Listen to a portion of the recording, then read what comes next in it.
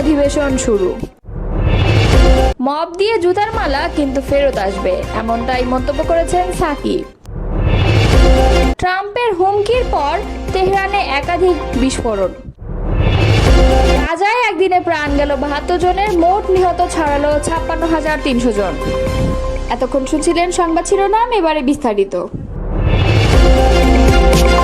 সংখ্যানুপাতিক পদ্ধতিতে জাতীয় নির্বাচন আয়োজন সহ ৩ দফা দাবিতে মহাসমাবেশের আয়োজন করছে ইসলামী আন্দোলন বাংলাদেশ। শনিবার সকাল ১০টায় রাজধানীর সোহরাওয়ার্দী উদ্যানে আনুষ্ঠানিকভাবে ইসলামী আন্দোলনের মহাসমাবেশের প্রথম অধিবেশন শুরু হয়েছে। এদিন আনুষ্ঠানিকভাবে দুপুর ২টায় মূল অধিবেশনের শুরুর কথা থাকলেও সকাল থেকেই সারা দেশ থেকে আগত নেতাকর্মীদের উপস্থিতিতে সোহরাওয়ার্দী উদ্যানের মূল মাঠ পরিপূর্ণ হয়ে যায়। সকাল ১০টায় কুরআন তিলাওয়াতের মাধ্যমে শুরু হয় প্রথম পর্ব। এ পর্বে সারা দেশ থেকে আগত জেলা মহানগর নেতৃবৃন্দ বক্তব্য রাখছেন। উপস্থিত আছেন ইসলামী আন্দোলন বাংলাদেশের মহাসচিব অধ্যক্ষ হাফেজ মাওলানা ইউনুস আহমদ। আজকের এই মহাসমাবেশে সংখ্যানুপাতিক পদ্ধতির পক্ষের সবগুলো রাজনৈতিক দলের নেতৃবৃন্দ উপস্থিত হবেন বলেও জানা গেছে। মূলত সংস্কার, বিচার ও পিআর পদ্ধতিতে জাতীয় নির্বাচন আয়োজনের দাবিতে এই মহাসমাবেশ করেছে আন্দোলন বাংলাদেশ। মব তৈরি করে কোনো ব্যক্তির গলায় জুতার মালা পরানোর যে উদাহরণ তৈরি হচ্ছে তা ফেরত আসবে বলে মন্তব্য করেছেন গণসংহতি আন্দোলনের প্রধান সমন্বয়কারী জোনায়েদ সাকি। সাবেক সিইসি কে এম নুরুল হুদাকে গ্রেফতারের আগে কথিত মবের হেনস্থার প্রসঙ্গ ধরে শুক্রবার চট্টগ্রাম প্রেস ক্লাবে সাংবাদিকদের সঙ্গে মতবিনিময় অনুষ্ঠানে তিনি এসব কথা বলেন। সাকি বলেন, মব আক্রমণ হচ্ছে। মাননীয় প্রধান উপদেষ্টার প্রেস সেক্রেটারি বললেন যে মব না, প্রেশার গ্রুপ। মানেটা কি? প্রেশার গ্রুপ জিনিসটা কি? আপনি যদি মনে করেন যে অমুক ব্যক্তি অন্যায় করছে, তার শাস্তি হওয়া দরকার, তো আপনার সভা সমাবেশ করার জায়গা আছে, তার বাড়িতে হামলা করা আপনার এখন কর্তব্য না। তিনি বলেন, তাহলে সরকার কি নিজে এটা উস্কে দিচ্ছে যে অমুককে আমার ধরতে হবে, ধরার আগে একটা নাটক করতে হবে? এ কি আশ্চর্য ব্যাপার! শেখ হাসিনা যেমন করতো তেমনি কাউকে গ্রেপ্তার করার আগে নানান ছক তৈরি করতো। বহুজনের ক্ষেত্রে ওইটা বলা যাবে আগে তাকে একটু খলনায়ক ধরনের বানিয়ে নিয়েছে। সামাজিক মাধ্যমে ২-৩ দিন ধরে তাকে বেশ কয়েকটা চলেছে, এরপর যে তাকে গ্রেপ্তার অ্যারেস্ট করেছে। তাহলে তো একই পদ্ধতি প্রয়োগ করছেন। তিনি আরও বলেন, ৩টা নির্বাচন কমিশনার কে জবাবদিহির আওতায় আনার জন্য বহু আগে থেকে রাজনৈতিক দলগুলো বলেছে। আমরা বলেছি, সকলেই বলেছে, জবাবদিহির আওতায় আনেন, আপনারা সেই অনুযায়ী পদক্ষেপ নেন। তারপর যদি বিচারক জায়গায় নিতে হয় তাহলে বিচারিক প্রক্রিয়ার মধ্যে ঢুকেন। আপনি কোনো ব্যক্তির গলায় জুতার মালা পরাবেন, এটি ব্যক্তির যে মানবিক অস্তিত্ব তাকে আপনি অপমান করছেন।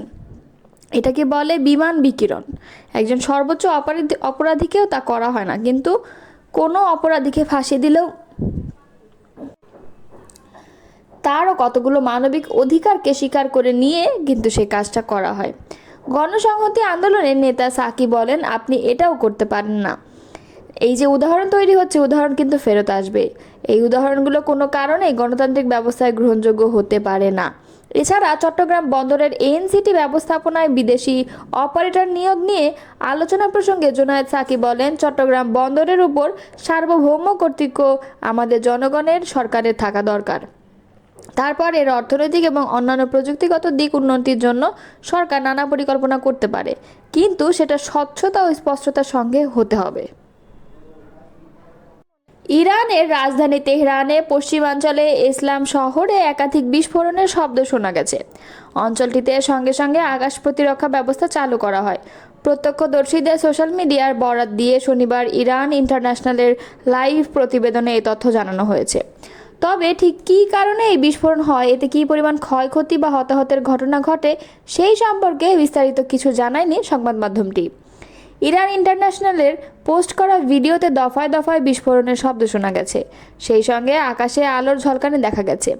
এর আগে ১২ দিনের সংঘাত শেষে গত ২৪ জুন ইসরায়েলের সঙ্গে যুদ্ধবিরতি কার্যকর হয়। যুদ্ধবিরতির পরেও উভয় দেশই একে অপরের বিরুদ্ধে যুদ্ধবিরতি লঙ্ঘনের অভিযোগ এনেছে। সেই সঙ্গে ইরান দাবি করেছে যুদ্ধবিরতি হলেও ইসরায়েল যে কোনো সময় হামলা চালাতে পারে। এদিকে ইরানে আবারও বোমা হামলার হুমকি দিয়েছেন মার্কিন প্রেসিডেন্ট ডোনাল্ড ট্রাম্প। তিনি বলেছেন, ইরান পারমাণবিক অস্ত্র তৈরির উপযোগী মাত্রায় ইউরেনিয়াম সমৃদ্ধ করতে সক্ষম হলে দেশটিতে আবারও বোমা হামলা করা হবে। শুক্রবার হোয়াইট হাউসে এক সংবাদ সম্মেলনে তিনি কথা বলেছেন। এর আগে ন্যাটো সম্মেলনে এক সাংবাদিক ট্রাম্পকে প্রশ্ন করেছিলেন, তেহরান যদি আবার পারমাণবিক কার্যক্রম শুরু করে, যুক্তরাষ্ট্র কি আবার বোমা বর্ষণ করবে? যুক্তরাষ্ট্র কি আবারও বোমা বর্ষণ করবে? ট্রাম্প সরাসরি জবাবে বলেছিলেন, অবশ্যই। এই মুহূর্তে ইরান কিছুই সমৃদ্ধ করতে চায় না, তারা কেবল ঘুরে দাঁড়াতে চাইছে।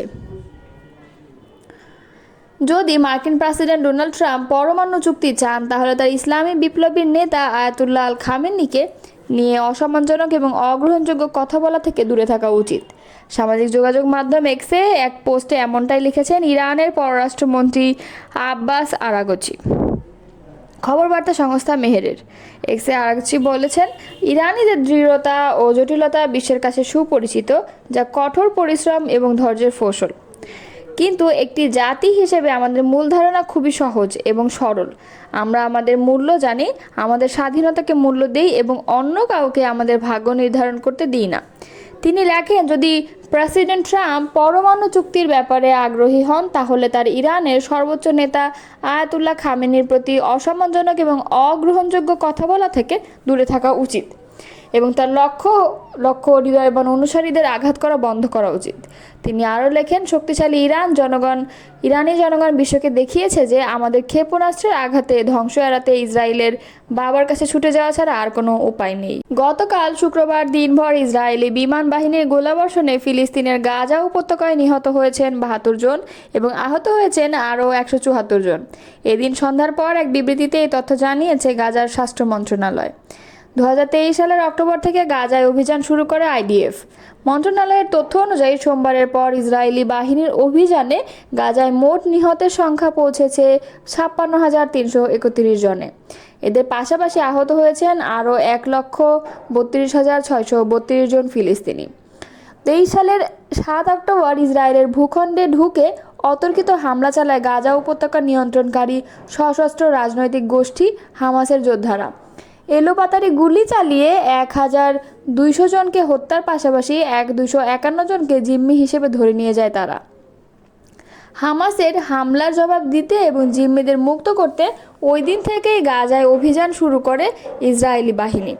১৫ মাসেরও বেশি সময় ধরে টানা অভিযান চালানোর পর যুক্তরাষ্ট্র থেকে মধ্যস্থতাকারী এবং অন্যান্য দেশগুলোর চাপে বাধ্য হয়ে গত ১৯ জানুয়ারি গাজায় যুদ্ধবিরতি ঘোষণা করে ইসরায়েল। কিন্তু বিরতি ২ মাস শেষ হওয়ার আগেই গত ১৮ মার্চ থেকে ফের গাজায় অভিযান শুরু করে আইডিএফ। দ্বিতীয় দফার অভিযানে গত ২.৫ মাসে গাজায় নিহত হয়েছেন ৬,০০৮ জন ফিলিস্তিনি এবং আহত হয়েছেন আরও ২০,৫৯১ জন। যে ২৫১ জন জিম্মিকে হামাসের যোদ্ধারা ধরে নিয়ে গিয়েছিল, তাদের মধ্যে অন্তত ৩৫ জন এখনও জীবিত আছেন বলে ধারণা করা হচ্ছে।